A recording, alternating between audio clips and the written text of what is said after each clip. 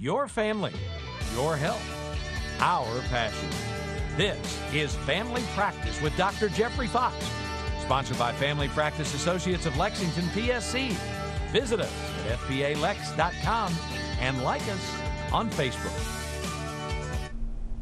Welcome to this episode of Family Practice. I'm Dr. Jeff Fox. June is Men's Health Awareness Month, and we're going to talk men's health issues. Do you have arthritis? We've got a rheumatologist to help you with that. And do you have headaches and facial pain? It might be trigeminal neuralgia, and we've got an expert. Also, we're going to learn a little bit about Children of the Americas all tonight. And to start us out is Dr. Alexander Brown, who is a rheumatologist with Baptist Health. Welcome. Thank you for having me, Dr. Fox. Well, I used the term rheumatologist. Maybe you ought to tell us what that is to start out with. Yes. Well, a rheumatologist is a internal medicine doctor that's received specialty training in diseases affecting the musculoskeletal system, so often causing joint pain, and also autoimmune diseases that can affect the whole body. Well, you do more than just arthritis, but that's the biggie. So let's talk a little bit about arthritis. Is there different types, or just tell me a little bit about it? Yeah, there are many types, over 100 types of arthritis, and as a rheumatologist, I try to classify that as either inflammatory arthritis or non-inflammatory arthritis. So inflammatory arthritis would include diseases like rheumatoid arthritis, psoriatic arthritis, ankylosing spondylitis. And then the non-inflammatory arthritis would be the more common form of arthritis, like osteoarthritis, more the wear and tear degenerative arthritis. And you see all types? I do see all types, yes. Does everybody have arthritis? It seems like everybody I know has arthritis. It's very common, particularly osteoarthritis. Affects a quarter of the population, and as with aging, we see more and more prevalence of it.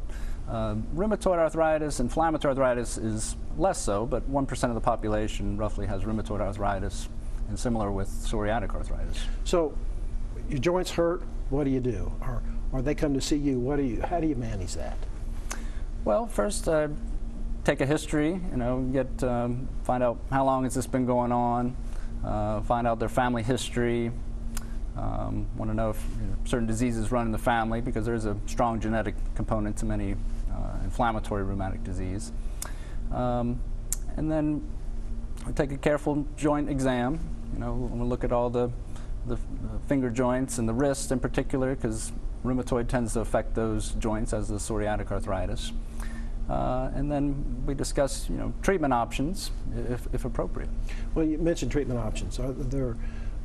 Back in the days, so to speak, there was aspirin and then there's anti-inflammatories, but there's a whole lot that you can do now for different types of arthritis, different types of medicines. Yes, the science has really exploded in the past 20 years, particularly for inflammatory autoimmune arthritis. We have, used to be we would use things like gold and steroids, which we still use some steroids, but now with the biologics that have come along in the past 20 years, we have amazing treatments, cutting edge science. You use the term biologic. Tell us a little bit briefly what that is and what it does. Yeah, sure. So biologic therapy, typically we would use this to treat rheumatoid arthritis, psoriatic arthritis, or even lupus. And these medicines are, the biologic term comes because they're derived from living cell lines.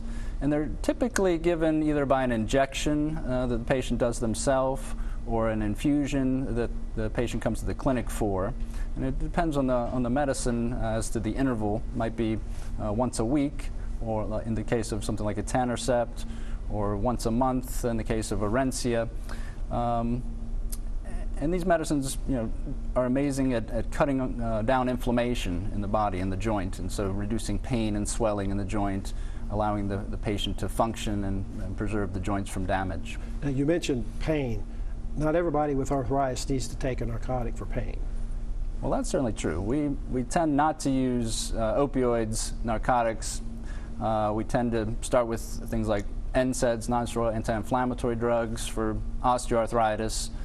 And then we have amazing therapies like methotrexate, Enbrel, Humira, infliximab that can cut down inflammation for rheumatoid arthritis, psoriatic arthritis. So we really try not to avoid the opioid medications because they have so many side effects and risks of falls and sedation because we're often dealing with an older population.